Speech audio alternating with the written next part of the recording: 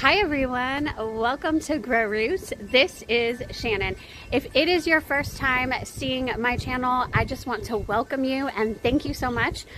You are in for a treat today as I take you on a garden tour of my front garden in late April of 2026. I'm so happy with the way the garden looks right now and I cannot wait to show you.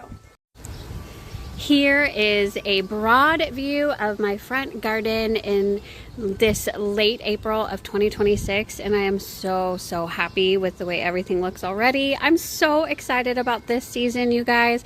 And so I'll be showing you some of the containers on my porch, even though I usually do container garden tours. I will show you these on the front porch because they're just unbelievable. They're such a big part of my garden landscape here in my front garden. But I am probably going to start right here. I just love the look of my garden this year. It's just so great. It's all about the color.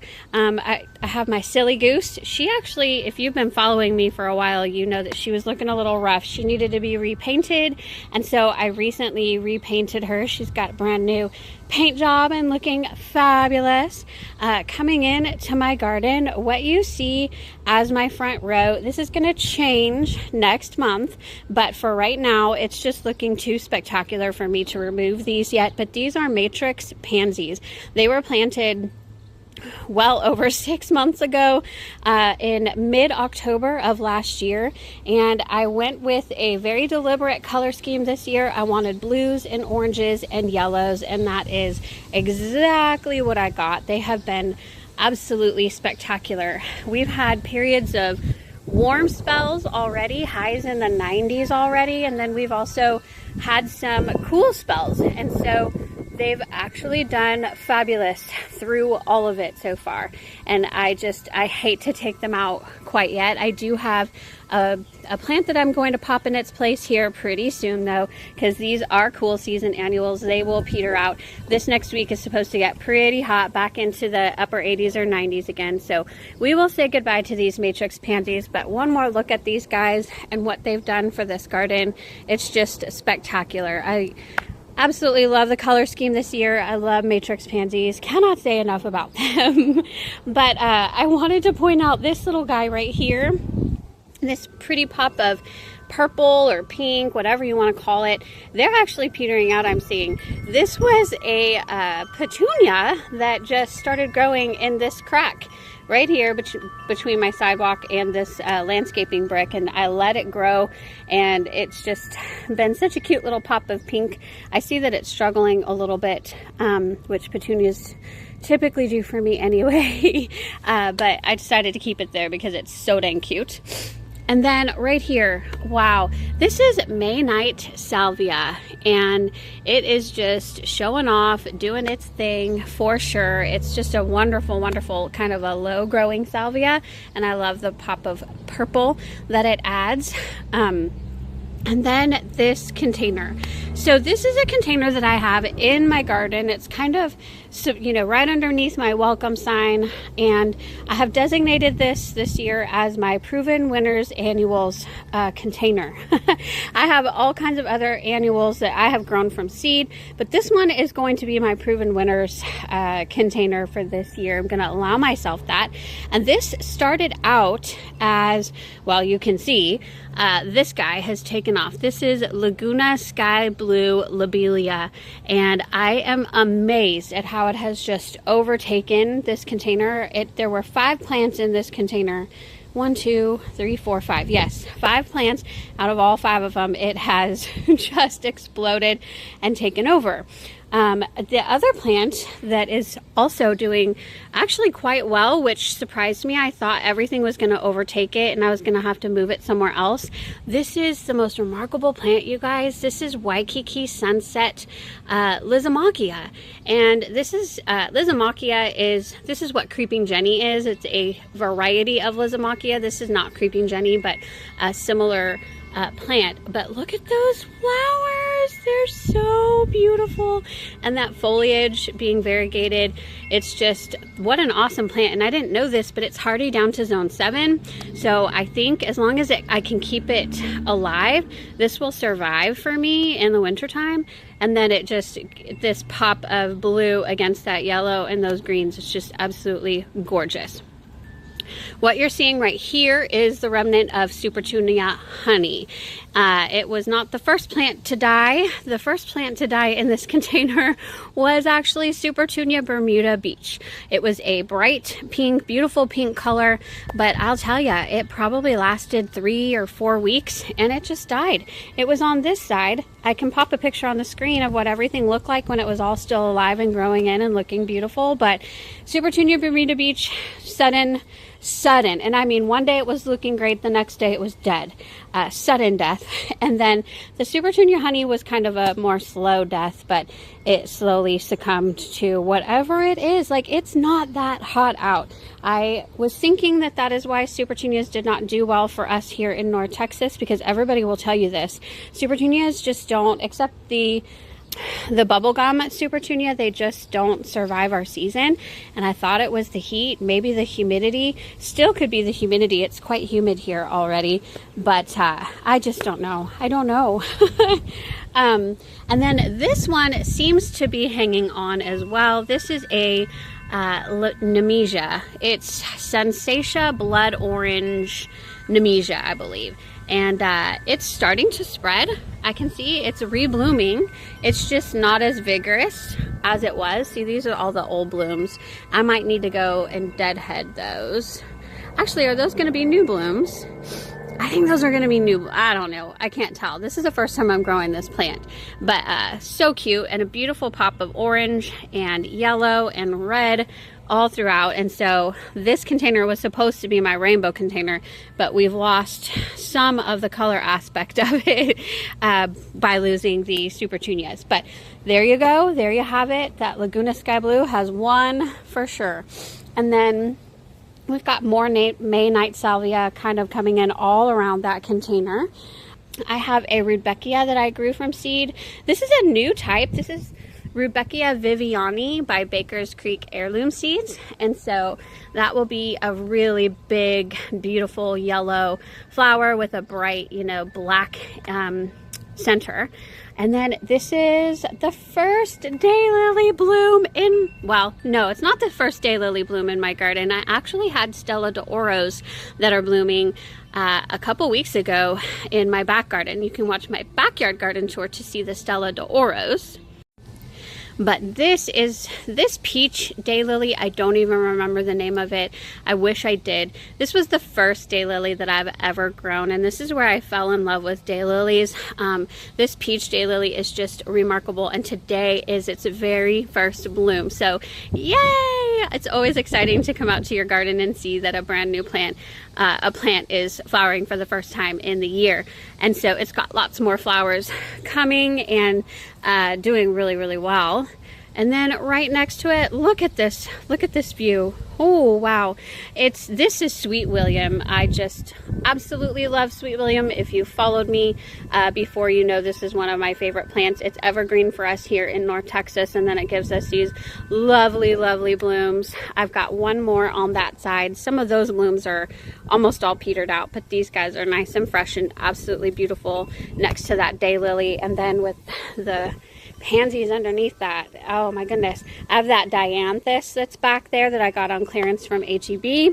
And then let me go further back in here and show you. So I have remnants of some snapdragons. I will be taking those out. I'm trying to see if they'll rebloom for me after their first like nice spring bloom. I have some proven winners, Super Bina, sparkling amethyst. I found these in Oklahoma at a Walmart. They're not at our Walmarts anymore like they were 2 years ago, but I was in Oklahoma, I saw them, and I purchased them and brought them back. But they're not actually planted in there yet. I'm trying to figure out where I'm going to put them, but for now they're right there. And then this guy. This is Double Scoop Mandarin echinacea or coneflower. I hope I got that name right, but I'm pretty sure it's at least double mandarin. Look at that double bloom. This is my first double blooming echinacea, and that color is striking. I just can't believe it. I can't believe it's blooming already. It's so early for coneflowers to be blooming in late April, but this one is definitely doing it. And then we've got this. So that's a little bit more of an orange flower that's popping up, but same plant. It's just striking. It's so striking. I just absolutely love it. I have a little bit of rebloom down there with my snapdragons down there. And then I have another daylily over there that's not even close to being ready to bloom, but it is a red variety of daylily. And then I can't forget to show you all my sunshine ligustrum hedge. So it's coming back this year pretty well. It took a little bit of a hit in the winter time. It kind of defoliates a little bit in the middle when we have harsh winter weather, but it comes back. I do have a little bit of a whitefly infestation. It's not too bad yet, and I'm keeping an eye on that this year for sure. I'm going to try to stay on top of it. I have another double scoop mandarin echinacea right here. It's just interesting because I'm not getting actual petals on these guys.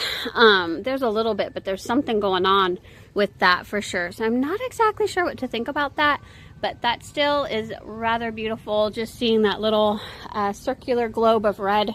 It's kind of cool. A little bit of rebloom on some snapdragons back there as well. Some Sweet William. This one has a white variety of Sweet William in it, and then I really need to deadhead that.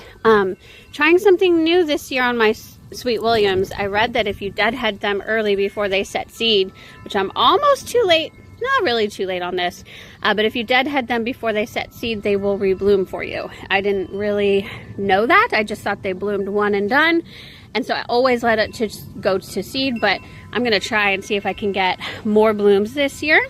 So I'm going to be popping those off, and they're super easy to pop off. These make great cut flowers, by the way. Really, really beautiful. So let's see. We do have some blooms coming there, so that'll be really nice. And then, of course, another of those peach daylilies. And I didn't realize this had come out either today. Like literally, today's the first day they started blooming. It's so exciting. I just love this time of year.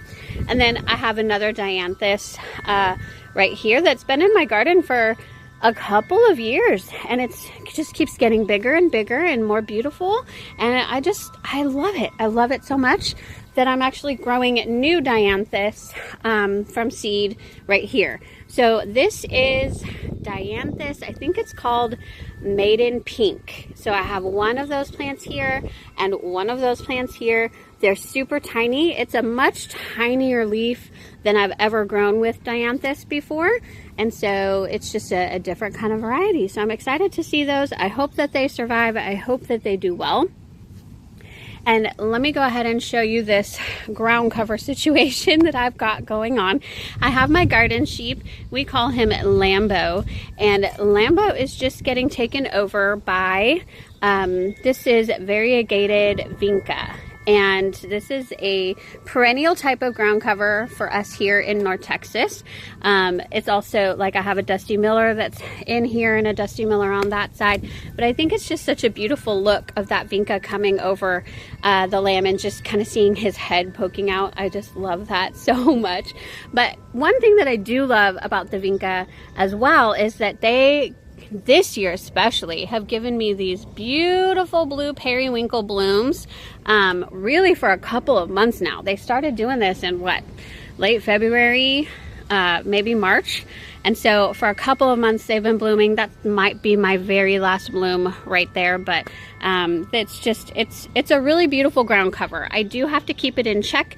It wants to go into this ground cover, which is a juga, and it wants to go into this area of my garden, which I do not want it in, but I do want it to fill in this space because this is a very shady space. We are underneath a vitex tree, which I'll show you in a moment, and so this is all kind of shade and part shade plants, whereas these are full sun plants because those areas get full sun.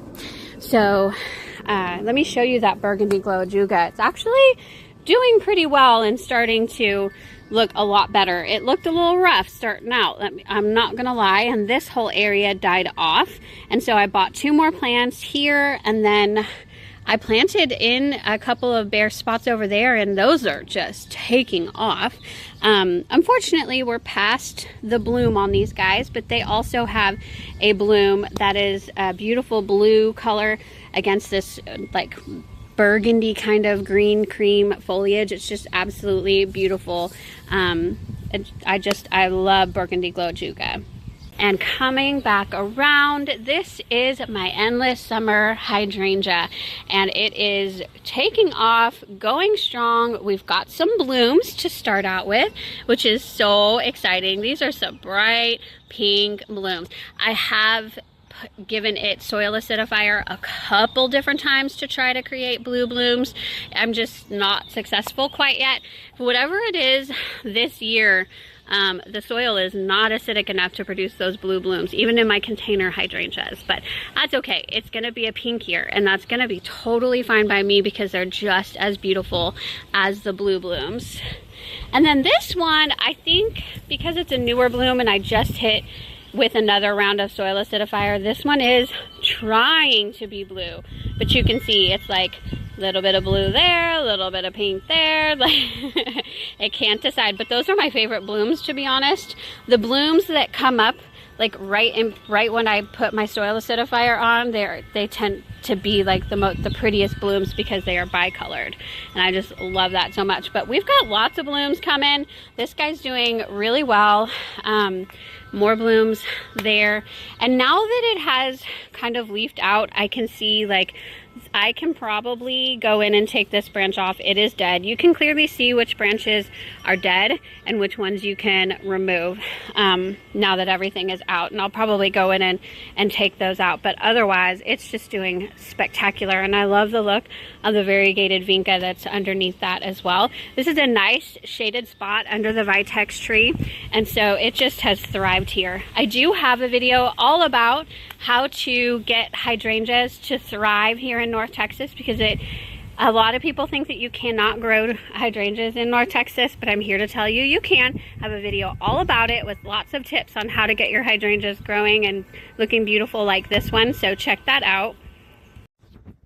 And then take a look at this lovely vitex tree. These are also known as chaste trees. And I just absolutely love vitex. When I moved here from California to Texas, I saw these and I didn't know what they were. I did research on them and I said, I need to have a vitex tree. And I do now, and I'm so excited. I just love them. But it is getting ready to bloom. It's putting on some buds, and full of them, honestly. The butterflies love them. I love it. I have definitely kind of trained it up to be a tree, although they can be a very wide shrub. If I had to let everything grow right there, it would literally take up almost all of this garden. No joke, it wants to take over. But with a little bit of pruning, it really is not too bad to keep in check. And it is a lovely addition to my garden that attracts lots and lots of butterflies. So I love that. I'm going to take you over here to my little corner spot where I have a Carolina Sapphire Cypress topiary that is growing, and it is taking off. This is only its second year. If you want a tree or shrub like that is going to be evergreen for you and also pretty versatile, meaning it can handle full sun, part sun, it can handle being in moist soils, and it can handle being in very dry soils, this is probably the plant for you. It's absolutely gorgeous, evergreen. I love this color. It's kind of a bluish, lightish green, and then it loves full sun and is supposed to be full sun, although I think it could take part sun as well. And then it has really been a rock star with kind of being overwatered a little bit and then drying out a little bit in that container, and it handles it all. So really, really love this. It's just beautiful as a topiary as well. And then underneath it, I grew these from seed. These are a plant called creeping zinnia, but they are not zinnias at all. The plant name is actually San Vitalia procumbens. It's like, people call it miniature sunflower because they look like mini sunflowers, but I planted about 5 or 6 of them in here. It was my whole crop from the seeds, by the way. I got them from outsideprideseeds.com, and they are starting to bloom, and they're the cutest little yellow blooms. And you can see the ones with the most sun, which I think is over here, they are doing the best. But these guys don't get as much sun, so they're not filling in quite like over here, but that's okay. Like, what a cute little plant, and I love it as a little understory plant to the Carolina Sapphire Cypress there. Underneath, I have variegated liriope growing, but I also have, I do need to take care of this, honestly. This is Black-Eyed Susan vine. It reseeds itself every single year. I had it growing up this trellis, and I'm trying to I was hoping we would get more that would have seeded themselves over there, but I don't see any. They all just kind of survived right up here, and I'll probably just make them go all the way back. I don't know. I haven't decided. But they are growing in there. And I have this accidental, I forget what we call this, you guys. I know you guys know the name of this too. It grows wild. And I know it can take over, but it is so, so pretty. And I'm just kind of letting it go here because it's blue and I like it. But anyway, there's that. And then I have a row of winter gem boxwoods, and they are doing fabulous in this location as well. And then let me show you the containers that are on my porch really quick. I won't go in depth with these guys because that will be in my container garden tour, but I do want to show them off because they are looking spectacular. So I'm first starting with my 3-tier planter. I have this 3-tier planter as you walk up to the door, and I just love it so, so, so much. But the rock star of the 3-tier planter is this plant, and it is a canary wing begonia, and it has these bright lime green leaves and then these bright red flowers. They are spectacular. I was able to overwinter this plant from last year, and the only time that I took it in is when we had our ice storm and when it got down to 10 degrees. It has survived multiple freezes, some hard freezes, and it just kept going. And like I said, the only time I brought it in was when we had our ice storm. Then I brought it right back out, and it just survived, and then it started exploding. I have like these little petals all over my porch because she's just constantly blooming and constantly shedding her beautiful petals, but I absolutely love it. And then down below I have foxtail fern. That's really taking off as well, actually. I have a Gerbera daisy that is supposed to be yellow flowers, but currently not flowering. And then I have a kalanchoe that was given to me by my lovely friend Leanne and her granddaughter Beverly. So sweet. I love those bright pink blooms. And then, gosh, I have another foxtail fern. I have this lovely guy. This is a miniature hosta that my friend Stacy gave me. And then this liriope, these things came from her garden. She just kind of divided it and gave them to me. And I was going to plant them in the landscape, but I thought they were perfect for that location. So I just potted them in a bigger pot and kept them there. And I think they're lovely. This guy too. Oh, I just love this fern. This is leatherleaf fern. And again, I took this guy in, I think I took this guy in for the entire winter because I don't think it is frost hardy. And look, I think it's flowering. I've never seen it do this before. That is so cool. This will be the second year that I have it, but it's got these tiny little flowers or something. No, I think that's the new foliage. Never mind. Ferns kind of do that. Okay. That is not flowers, that's just new foliage. Okay, and then I have a heuchera that's right here. I forget the name of this heuchera, but it is doing quite well, and it is blooming. That is a bloom, for sure. And then I have this carex, which is, I forget it. Every single time I forget the name of this carex. Evercolor Everoro carex. And, ooh. No, it's not a little bit dry. I was thinking it was dry, but it wasn't. I should have cut this guy down before the new growth started, but I did not. but it still looks quite lovely there. And so there's my 3-tier planter. And then I have some lovely hydrangeas here. This one in particular is one of my favorite plants. It is a variegated lace cap hydrangea, and I've had this plant now. This is its 6th year, and last year was the very first year that it bloomed. I waited a long time, but I love this foliage so much that I didn't care if it bloomed on me. I was going to keep it here anyway, and now it's finally blooming, and it has a ton of buds. Not quite blooming yet, actually, but it does have a ton of buds, and they're going to be absolutely beautiful when they start blooming. And then I also have this guy. This is the oldest plant in my garden, and I got it in 2011, so it's now 15 years old. And it's already starting to flower. This is a lighter shade of pink. It's also an endless summer, but it's just a little bit of a lighter shade of pink. And again, I've tried to get these guys to turn blue, but they just aren't. I gave it quite a bit of soil acidifier, and look, that brand new bloom still isn't really showing. It's a little purplish, but it's still very much on the acidic side, so that's okay. It's gonna be gorgeous. It's gonna be absolutely gorgeous. It's also full of buds, so really excited to see what this guy does this year. I have this is a little like topiary.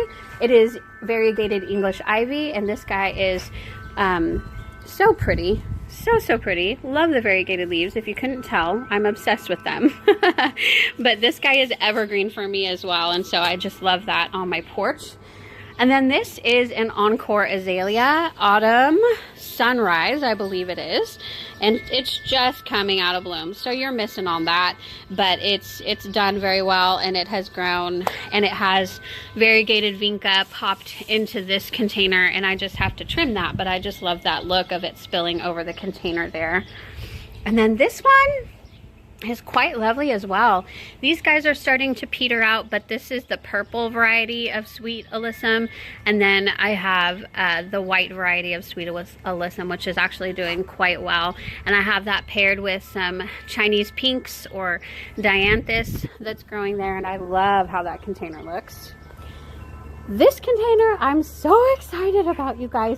This was all reseeded from last October. I found this Dracula Red Celosia at H-E-B, and I purchased it because it was so perfect for Halloween. The foliage is this dark purplish color, and then the bloom, when it starts blooming, is going to be this dark red, and it's going to look like a brain, you know, like it was so perfect for Halloween.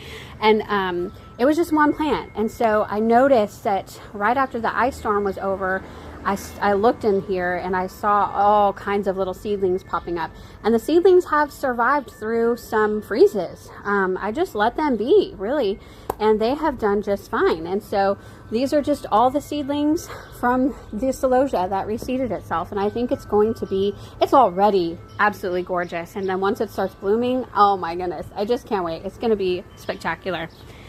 And then this guy is not quite as full. I had a mum in here and some snapdragons, and I just took those out. The creeping Jenny I left in, and so because of that, like this whole midsection I did not put a plant in because it's all dense roots from the creeping Jenny. So I didn't want to touch that. I just kind of popped plants in where I could so that I could keep this creeping Jenny in here without disturbing too many roots.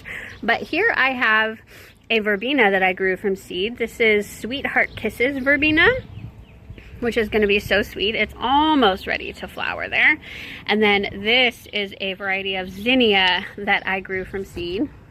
It is called Double Zahara Salmon, I believe. Yes, it is Double Zahara Salmon, and you guys, it's just gorgeous. Some of them have like this more yellowish color to it, and it's just striking. I love this. I almost wish I had chosen this for my border. I'm going to show you in a second the zinnia that I did choose for my border, because those are about to be planted in there when I take the pansies out. But this salmon, I'm definitely going to be growing this in the future because it is beautiful and it's doing very well. And then this container right here is my succulent container. So last year I grew portulaca, ice plant, dew plant, and purslane.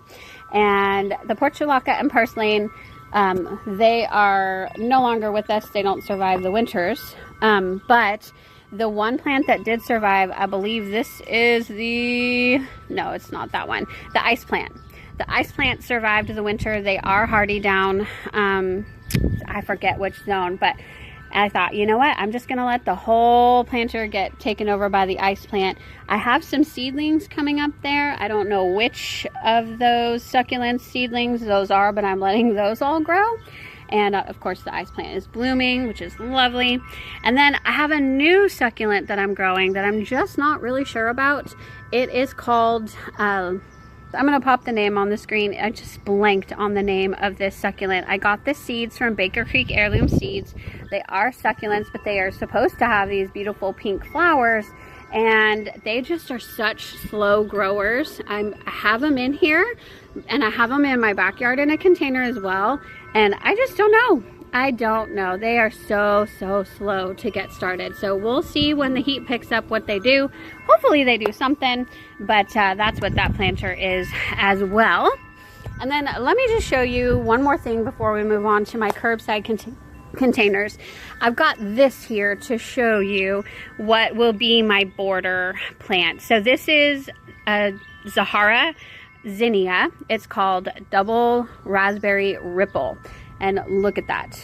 It's so gorgeous, and the colors kind of change as the flowers age, so it doesn't look like the flowers are getting old. They're just turning colors, which that's what I'm so excited about, really. And look at all of those flowers that are about to come in. And then you're gonna ask, Shannon, why is it in a pot? Well, I do have a video all about this, but it is in a pot because that's how I do my border. I discovered a couple years ago that something was making all of my border annuals die, and I didn't know if it was moles or I didn't know if it was roots from the vitex tree, because I was finding roots all the way over here. So what I decided to do is I started to putting the annual borders in terracotta pots. So let me show you. These guys are all, if I can even find them anymore, they're somehow buried in terracotta pots right now, you guys. There we can see. It's in a terracotta pot. Terracotta pots are perfect for annuals. If you're having an issue with, you know, anything like sudden plant death or something like that, a terracotta pot is perfect to put inside your landscape because it will absorb the moisture of the soil. Like water will transfer into the terracotta pot, and but nothing can actually reach the roots of your plant. So moles, vitex roots, those things are not going to affect your annuals at all, and then they can continue growing and looking beautiful. So I started doing that, and I've had amazing success doing that. And what's really cool too is I just bought a new round of these terracotta pots, the same size. So I'm growing these plants and they're getting large and beautiful. And then all I have to do is take those old ones out and pop these new ones in. It's so easy, you guys. It's like the best idea ever. But anyway, I have a video all about that. If you want to learn more about it, I'll put the link on the screen and you can watch that. But behind those zinnias, I am going to have this plant. This is Buddy Purple Gomphrena. It is a miniature variety of Gomphrena, and I really love Gomphrena growing with zinnias. I think they will be gorgeous. This will get slightly taller than the zinnias will, and I think that they will complement each other really well. So that's why I popped those in there. I wanted to show you what was going to be the border. So definitely subscribe to my channel so that you can see. I will do a video when I do change out my annuals. You'll get to see all about it, and then you'll see it in next month's garden tour as well. And then let me talk about the grass really quick. The grass is looking pretty good. It is Palisades Zoysia. We are getting ready to aerate it this next week, and it is starting to come in. It's doing lovely. My husband is in charge of the grass. He does a fabulous job, but yeah, it's coming in pretty nicely. And then I do have 2 containers growing on my curbside. And then this grass is really coming in. It's doing fabulous. But also those containers. Oh my goodness, I'm so excited for these. So in the middle of each container is a lantana. And this is an all-star variety of lantana.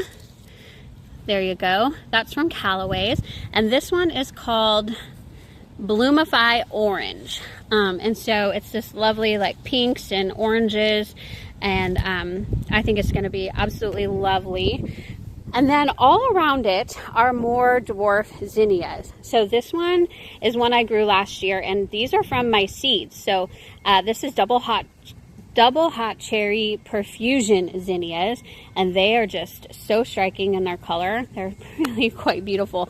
And the seeds have been true to the flower. I did figure that out. A lot of these hybrid zinnias, if you save the seeds, they are not necessarily true to the original plant because they have been cross-pollinated with other zinnias. And I was growing a lot of zinnias last year, a lot of different types. And so I wasn't sure how these would turn out, but they did turn out true to the original plant. So I'm thrilled about that, which means I can save these kinds of zinnias and hope that most of them will turn out true to the original plant.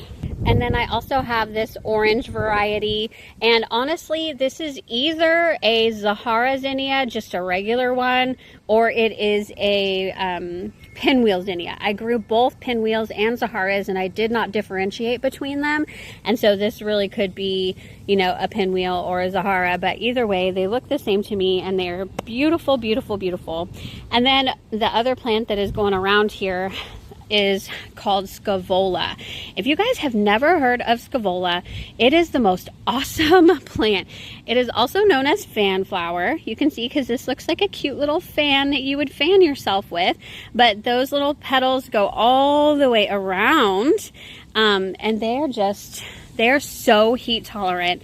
They're heat tolerant, they are drought tolerant once they're established, and they just go all summer long, all through the heat. Or at least that was my experience with them last year. So I decided to do them again on this, and I think they're gonna be lovely. The variety of Scaevola this is Fanatics Dark Blue. And so, yeah, they need full sun. Do not put these guys in part sun. I made that mistake last year, and they did not like that at all. But they're also available in purples and pinks and whites, and they are just absolutely fabulous. I love how this container is growing in, and I think this one's doing the same thing. Yep, pretty much. So those zinnias, they're going to be in full bloom here real soon, but those double hot cherries, those are just remarkable. And then the lantana is starting to take off as well. They are so beautiful. I love these multicolor lantana blooms. They are just striking, and this guy was pretty small, so it's growing pretty well. Just look at that blowing in the wind. I just absolutely love the containers this year so much. But let me just give you a view of that front garden in late April. It's just the very beginning of the season, and we still have so much more to go. I'm just so excited. I just wanted to thank each and every one of you for watching today. You helped me so much. I hope that you will subscribe to my channel if you like what you saw. I do monthly garden tours of my front yard, my backyard, container garden tours, all of the things, and other plant videos all along the way as well. So if you're in North Texas especially, please subscribe to my channel, because I specialize in all of the unique situations that us North Texans go through and how to keep our gardens going through the heat, all of those things. But comment down below, tell me what you think and what your gardens are looking like. What are you growing this year? What are you excited for? All of those things. I just want to hear all about it. So tell me down below in the comments. And again, I thank each and every one of you for watching, and I hope you all have a beautiful day. Bye-bye, everybody.